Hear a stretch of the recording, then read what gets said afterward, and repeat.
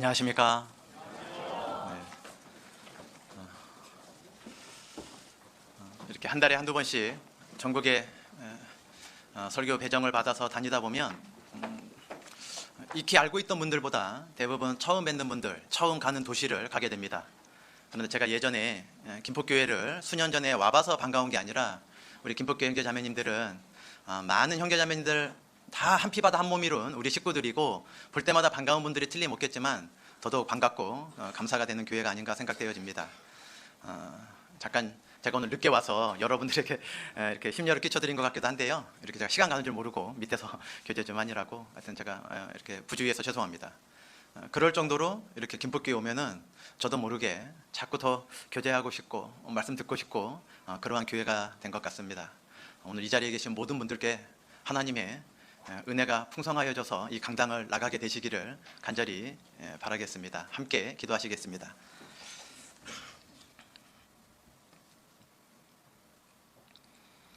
사랑과 은혜가 풍성하신 거룩하신 우리 아버지 하나님, 진심으로 감사를 드립니다.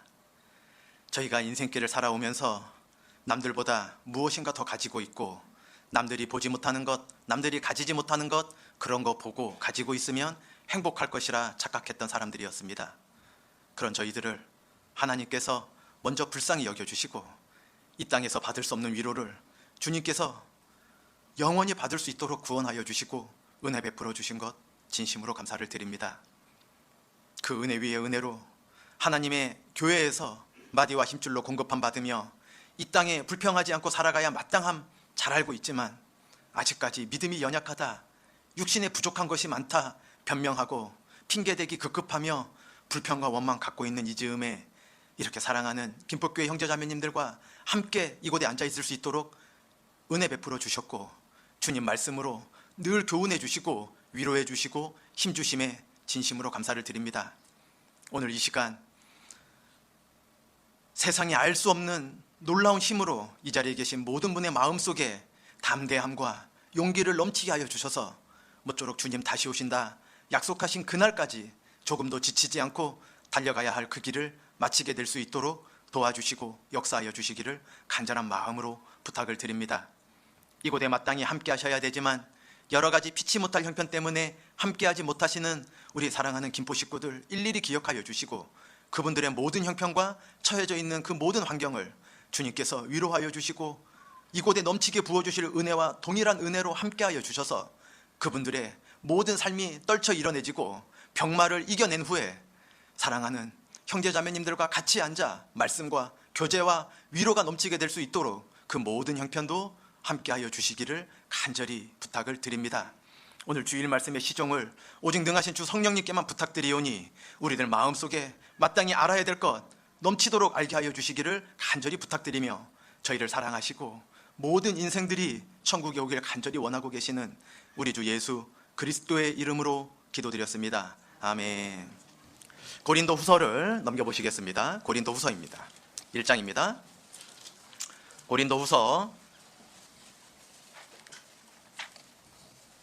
1장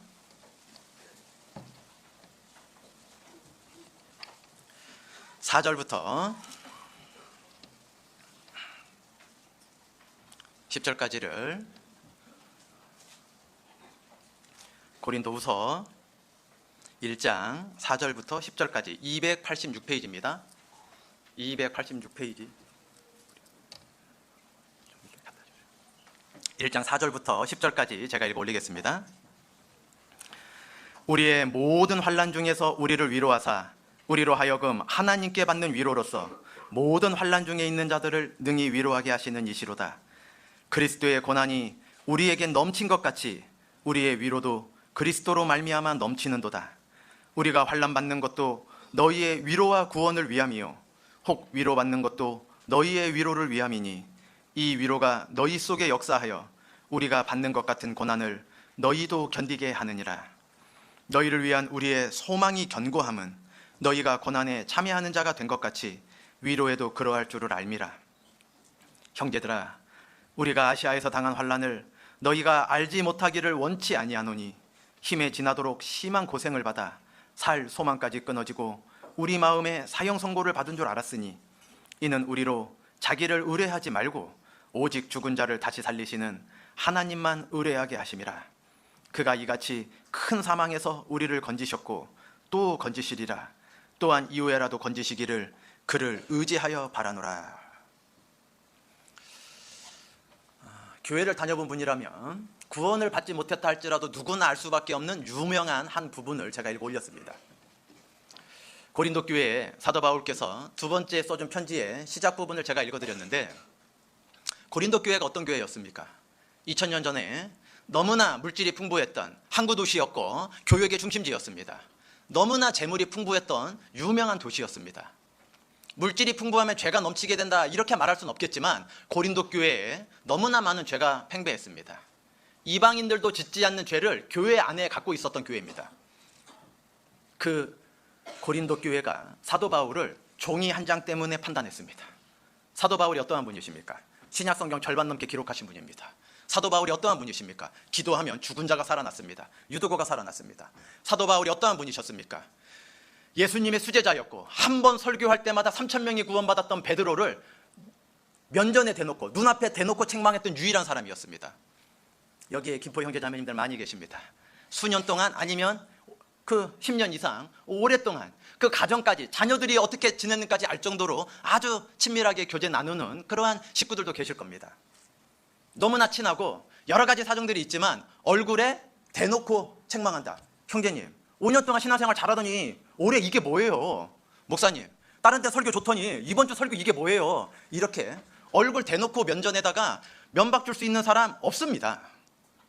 그분이 연장자건 아니면 내가 쉽게 말할 수 있는 아래쪽에 있는 연령이 낮든 아니면 사회 위치가 좀 낮든 하여간 간에 위아래를 막론하고 얼굴을 바라보고 나라님 안 계신 곳에서야 나라님도 욕할 수 있는 게 우리네 속성이죠. 직장 상사 없으면 뒤에서 얼마든지 험담할 수 있는 게 우리의 본성일 수도 있겠죠. 그러나 얼굴을 앞에 두고서 면박 줄 수 있다? 불가능한 이야기입니다. 그런데 이 사도 바울은 베드로를 눈앞에 두고서 책망했던 유일한 사람이었습니다. 이 사도 바울을 누가 책망할 수 있었겠습니까? 이 이방인들도 짓지 않는 죄를 갖고 있었던 고린도 교회가 천거서, 사람들이 써준 추천서 없다고 사도 바울을 사도 아니라 함부로 판단했습니다. 사도 바울은 권한으로도 채찍을 가져가도 되는 분입니다. 사도 바울은 얼마든지 책망할 수 있는 권위가 있었던 분입니다. 기도하면 죽은 자가 살아났다니까요. 예루살렘의 기둥과 같았던 초대교회의 큰 기둥이었던 베드로를 앞에 대놓고 외식한다고 책망했던 유일한 분이었습니다. 사도 바울 외에는 그럴 수 있는 분이 없습니다. 그런 사도 바울을 종이 한 장 없다고 책망했던 이 고린도 교회를 사도 바울은 막대기와 채찍 가져가도 되는 권한이 있었을 겁니다. 그런데 제가 이 시작할 때 본문 말씀으로 읽어드렸던 이 본문을 읽어보면 채찍으로 때리는 말씀 같습니까? 너무나 사랑으로 감싸주려고 하는 말씀 같습니까? 너무나 사랑이 넘치는 표현들로 넘쳐나고 있습니다. 너무나 위로가 넘치는 표현으로 넘쳐나고 있습니다. 왜일까? 사도 바울은 하나님의 사랑과 은혜를 너무나 크게 받은 사람이었기 때문입니다. 왜 자기가 죄인 중에 괴수라 그랬겠습니까? 죽는 날까지, 로마에서 목 잘리는 그 순간까지 스데반 집사의 얼굴이 떠나지 않았을 겁니다. 스데반을 돌로 쳐 죽였잖아요. 이 사도 바울이 우리처럼 적당히 세상과 타협하고 살아서 괴수라 그랬겠습니까? 아닙니다. 사도 바울은 율법으로는 흠이 없었던 분입니다. 율법으로도. 가말리알의 문화생으로 당대에 가장 뛰어난 지식 수준을 갖고 있었던 분입니다. 로마 시민이었습니다. 바리새인 중엔 바리새인이었습니다. 그렇게 자기가 자기 공로로, 자기 열심으로, 자기가 지켰던 율법으로, 자기의 선행으로 천국 갈 줄 알았는데, 하나님을 잘 믿는다 착각하고 살아왔는데, 또 다른 스데반 잡아 죽이기 위해서 공문을 가지고 갈 때 다메섹 도상에서 꼬꾸라졌죠. 네 신이니까 그랬더니 사도 바울이 언제 예수님을 만난 적이 있습니까? 나는 네가 핍박하는 예수라. 사도 바울은 예수님 핍박한 적 없습니다. 예수님을 만난 적도 없었던 사람입니다. 예수 믿는다고 하는 사람들을 다 잡아 죽이려고 작정했던 사람입니다. 그런데 나는 네가 핍박하는 예수라 그러셨습니다. 사도 바울은 구원받은 사람들 핍박하러 가고 있었거든요. 옆에 있는 분들을 만약에 미워하고 질시하면 예수님 미워하고 질시하는 겁니다. 우리가 사도 바울이 예수님을 만나고 삶이 완전히 달라졌습니다. 우리의 삶이 사도 바울처럼 완전히 바뀌었다라고 말하긴 부끄럽지만 우리의 삶이 변한 것처럼, 더 이상 땅에 있는 것보다 위에 있는 것을 추구하는 인생이 되었던 것처럼, 사도 바울께서 하나님의 사랑을 깨달은 다음에 고린도 교회의 채찍과 막대기로 책망한 게 아니라 너무나 사랑이 넘치는 편지를 두 번째 써줬다는 겁니다. 하나님께서 우리를 얼마나 사랑하십니까? 사도 바울을 사랑한 것처럼 우리를 사랑하고 계십니다. 닭 울기 전에 3번이나 부인했던 베드로를 끝까지 사랑하셨던 것처럼 우리를 동일하게 사랑하고 계십니다. 그걸 어떻게 하냐면 내가 아무렇지도 않게 오늘 앉아 있는다는 게 증거입니다. 하나님이 나를 사랑하지 않았으면 저를 벌써 데려가셨을 겁니다. 육은 멸하고 영은 건져주기 위해서라도 진작 데려갈 수밖에 없는 부끄러운 게 나한테 얼마나 많습니까?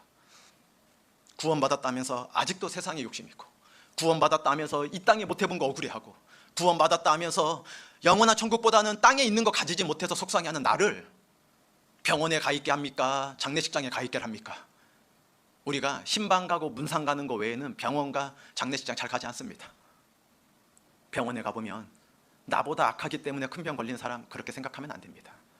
장례식장 가서 우리 모르는 큰 죄 지었으니 먼저 주님이 데려가셨다 이렇게 생각할 수 없습니다. 우리의 많은 믿음의 선진들이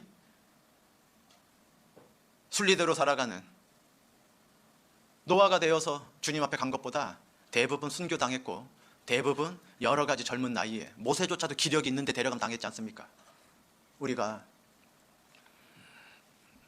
누구보다 선하지도 않은데, 누구보다 바르게 사는 것도 아닌데 오늘 김포교회당에 이렇게 앉아있는 것 자체가 하나님이 나를 얼마나 사랑하시는가 증거일 수 있습니다. 하나님은 그렇게 우리를 사랑하십니다. 내가 왜 구원받아 이 자리에 있어야 됩니까? 우리 집안 식구만 봐도 나보다 나은 사람이 있습니다. 나보다 내 동생이 먼저 구원받았다면, 나보다 내 언니가 먼저 구원받았다면 우리 집 벌써 다 구원됐을지도 모르는 거 아니겠습니까? 나보다 우리 형님이 먼저 구원받았다면, 나보다 둘째가 먼저 구원받았다면 우리 집 벌써 다 우리 집안 다 구원받았을 거다. 이런 생각 안 해보셨습니까? 나는 왜 이리 우유부단한지. 명절 때 만나면 이제 불과 한 달 지나지 않아 이제 또 설명절 다가옵니다. 자매님들 설명절 때 친정에 가시건 시댁 가시건 대부분 어떤 갈등하다 오십니까? 그 기름진 설거지 어떻게 하고 이런 갈등 하십니까? 아닙니다. 문 열면서 지금 바로 말해버릴까? 음식 준비하면서 어머니 옳게 이번에 내가 너무 존경하는 목사님 여기 오신대, 여기 부산에 오신대, 여기 천안에 오신대, 여기 김포에 진짜 우리 교회에서 너무나 유명한 목사님 오신대. 한 번만 지금 이야기해야 되나? 한 번만이라고? 음식 만들어서 지금 옳게 표정 안 좋은데 지금 하면 오히려 역효과 날라. 설거지 내가 빨리 먼저 해야지. 옳게 시키지 않고, 동서 시키지 않고, 청소 내가 해야지. 이불 내가 개야지. 침대 있어도 명절 때 모이면 이불 꺼내서 거실에서 방바닥에 잘 수밖에 없죠. 침대 있는 집도. 내가 개야지. 내가 청소해야지. 내가 환기시켜야지. 내가 설거지 더 해야지. 내가 음식 더 만들어야지. 그리고 용돈 드리고 절값 드리고 문 닫고 그리고 차 타고 오는 거야. 지금이라도 내려서 또 말해야 되나? 도착한 그 순간부터 그 집을 떠나는 그 순간까지 아마 하루에 몇십 번 입 안에서 맴돌다가 삼켰다가 그러다가 올해도 그냥 왔구나. 분위기가 아니거든요. 이러는 게 우리는 모양일 수도 있는데, 우리는 내가 왜 우리 집 식구 중에 가장 먼저 구원받았을까? 내가 왜 우리 직장 내에 구원받은 자로 있을까? 내가 왜 이 아파트에, 이 빌라에, 이 동네에, 이 주변에 내가 왜 구원받은 자로 있는가? 누구보다 선하고 누구보다 아름답고 누구보다 열심히 낼 만한 사람이 아니라 누구보다도 죄인이었기 때문입니다. 내 죄를 고쳐서 받아주신 게 아니라 있는 그대로 받아주셨습니다. 내가 내 몸을 불사르도록 주님을 위해 살겠습니다 그랬더니 구원해 주신 게 아니라 전도 집회에 앉아 있으면서도 음란한 생각했던 나였습니다. 야, 여기 예쁜 사람들 많구나. 왜 이렇게 아름다운 분들이 많이 계십니까? 김포교회. 이거 끝나고 술이나 한잔 하고 가야 되겠다 이랬던 나였습니다. 전도 집회 들으면서도 와, 이런 말씀을 내가 왜 이제야 들었을까라는 사람은 특별한 분입니다. 무슨 이야기를 이렇게 길게 하냐고 그냥 내가 끝에 앉는다고 하니까 왜 나 닮고 온 사람 앞에 가자고 하고 일어나지도 못하게 하고 학생들 지금 표정 그런 것처럼 내가 왜 해필 가운데 앉아가지고 의자 끝에 앉았어야 되는데 성경 왜 빨리 안 찾냐? 성경 찾을 때 일어나려고 했는데 첫 번째 찾을 때는 일어날 수 없지만 두 번째 찾을 때 일어나리라 다짐하고 앉아 있었는데 막 선생님이 오더니 옆에 형제님이 오더니 들어가세요. 아니 내가 뒤에 붙을 테니까 앞에 들어. 아니 형제님이 들어가세요. 왜? 들어가라고 한 그 사람도 빨리 나가고 싶기 때문에 들어가라고 하는 겁니다. 이렇게 말씀드리면 안 되죠. 하나님 우리를 얼마나 사랑하십니까? 그런데 하나님이 나를 너무나 사랑하셔서 아무 조건 없이 아무 값 없이 이 자리에 앉게 해주셨는데 그런데 나에게 왜 이러시냐는 겁니다. 하나님 나 사랑해서 구원해 주셨잖아요. 하나님 내가 아무것도 드릴 수 없는 거 아시면서도 나 구원해 주셨잖아요. 그런데 왜 이렇게 고난 주십니까? 왜 이렇게 조롱받게 하십니까? 왜 이렇게 수년 동안 눈물로 기도해도 응답 안 해주십니까? 왜 이렇게 고통스럽게 해주셨습니까? 무릇 경건하게 살고자 하는 자는 핍박을 받으리라. 복음과 함께 고난을 받으라. 왜 이렇게 내 삶 속에서는 고난과 핍박뿐입니까? 내가 구원받지 않았다면 아무런 고통 없었을지도 모르는데 이 자리에 김포교회 학생들 맨 앞에 너무나 지금 잘 앉아 있는데 지금 다 졸아야 되는데 왜 안 좋는지 모르겠어요. 여러분들이 인생 뭘 안다고 이렇게 같이 웃으면서 앉아 있습니까? 여러분들은 막 분하고 답답하고 막 이래야 되거든요. 그런데 우리가 정말 아무것도 알지 못하고 있는 이 순간에도 주님이 우리를 너무나 사랑하고 계시다는 건 틀림없이 믿고 있는데 막 분한 거예요. 막. 제가 뭐 서울교회라고 말하면 안 되죠. 여기 서울교회 관계된 분들 많이 계시기 때문에 언니 어디 교구야? 지금 우목사님 어디 교구 담당하고 있어? 이러면 큰일이잖아요. 제가 자주는 아니지만 가끔 가다요. 자주라고 하면 큰일입니다. 가끔 가다요. 구원 받은 게 억울한 학생들을 꼭 상담합니다. 내가 괜히 중학교 때 구원 받아가지고 그냥 친구들과 PC방 가도 괴롭고 막 부모님 모르고 있지만 막 괴로워서 막 너무 괴로운 거예요. 막